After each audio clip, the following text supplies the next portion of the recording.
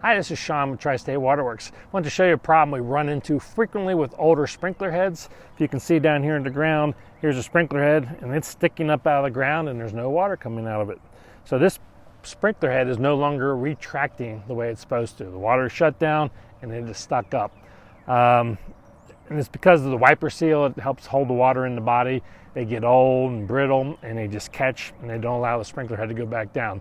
Now you can go out and if I touch it, I can push it back down in the ground and away she goes.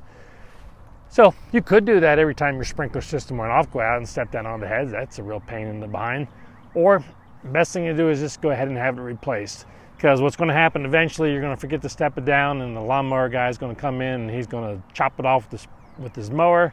And then the next night when you run your system, you're going to have a geyser. It's going to look like Old Faithful and you're just going to be wasting a bunch of water. So if you got sprinkler heads that are starting to stick up, that's the time to go ahead and replace them and put in a new sprinkler head that will operate properly.